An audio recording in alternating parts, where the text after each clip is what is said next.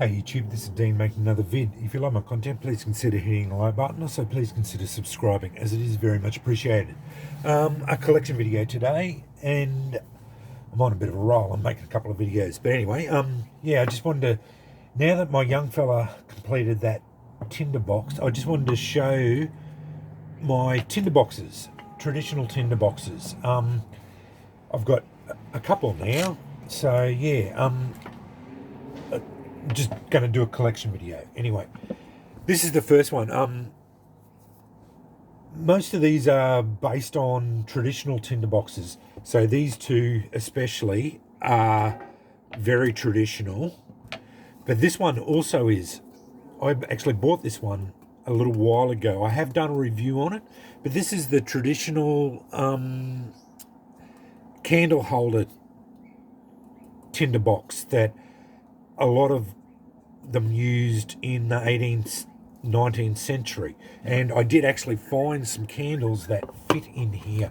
I did have a lot of trouble getting them. Now, these are reasonably expensive. That's why I've only bought one. To get them, they're about $70 or $80. So, yeah, they are a bit expensive. So, the reason why I mentioned the prices and that, I'm trying to let people know if you want to buy these things for yourself. So that's why I do tend to mention pricing for things. It's not to say, oh look, I bought this and this is how much I've paid for it. I'm trying to let people know if they want to buy these things for themselves. So yeah, that's why I'm mentioning pricing. So it's for full disclosure of these things. A lot of these things, especially for this sort of niche market sort of thing, is going to be expensive. That's the one thing I have found for flint and steel, especially. A lot of this stuff is because not a lot of people are into it. Tends to be fairly expensive, and it's all handmade too. So reproduction ones especially, I found, like, you get into the antique stuff, I saw these going for $200 or $300 each. So yeah, they're quite expensive. But anyway, that's a little bit of a diverting off onto it. But you can get the reproduction ones for about $70 or $80, but half of that is in postage. So yeah, if you live in America, I think you'll be able to get them for a lot cheaper anyway. So yeah, but that's the traditional tinderbox, the candle holder tinderbox. And what you do is you open it up. So the top bit obviously holds the candle. And these were candles that my missus had. So I don't know exactly what ones they were, but they hold the candles. So finally found ones that, but they're the only two that I found. Now, I did find some German ones, but again, talking about pricing, I think they wanted $30 or $40 for 6 candles. So yeah, I'm not going to buy them. But yeah, because they've got they're quite a wide candle, so that was why I can't find they don't normal candles don't fit in them. So yeah, but anyway, that's what I've got in there. I've got Amadou, got jute fluff, some flints, I've got beeswax candles, more. I've got some spills from Beaver Bushcraft. These are all Beaver Bushcraft candles. Amadou, as I said, bit of chaga, flints, and a striker down there. Got the slow match, and on the outside a bit of my slow match, all treated. And this is that vintage striker that I rehardened, that I got to sparking it. it now drives sparks. So I actually re-quenched it and got it to spark. So I thought, because this is a traditional kit and it's only a small little striker, I thought that vintage one was a perfect striker to go into that kit. So into this tinderbox. That's what I'm trying to work out what I was saying there for a minute. I was a bit tongue-tied, sorry.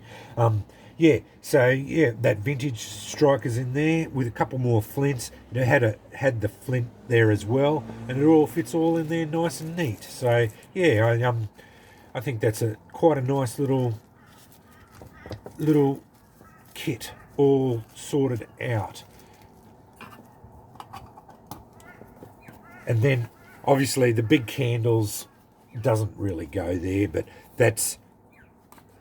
it has got little candles in there, and you could that's the traditional kits. This is not really traditional in the way that you'd normally just have tinder all floating around there, flints and some spills or spunks or sulfur matches and char, and that's about it. And then your candle would be actually sitting in there, and then that you'd just open it up, strike your flints in there and get your char going, light your spill, and then light your candle. And that's how they'd use it. But yeah, I using it more as holding that. Showcased that yesterday.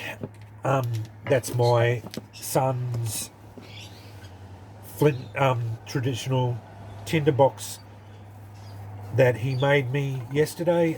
Yeah, super proud of him. That's traditional tinderbox that would sit on a mantelpiece. So yeah, it's just got my Kirkham R-type full of Aussie flints, and I'm going to lacquer it, and then when it's all dried out and lacquered properly, I'm going to put some char in there, and that will be probably out here, and that'll be my tinderbox for out here. So that one's all done, and then I've finished this one off too. I put some. This is my buffalo horn tinderbox, so I showcased this one as well. But yeah, I hadn't shown that I put some leather on the outside of that. So yeah, and I think it turned out fantastic. Out of all of them, I think this one, while I love this is fantastic too. As far as like the looks of it, I love this one. This one, it for carry around kits, this one turned out fantastic. This was a great one for home. Just because my son built it and it's got a lot of sentimental value now. And as far as traditional kits, this is obviously the traditional style, but yeah, I really like this one. It turned out really well too.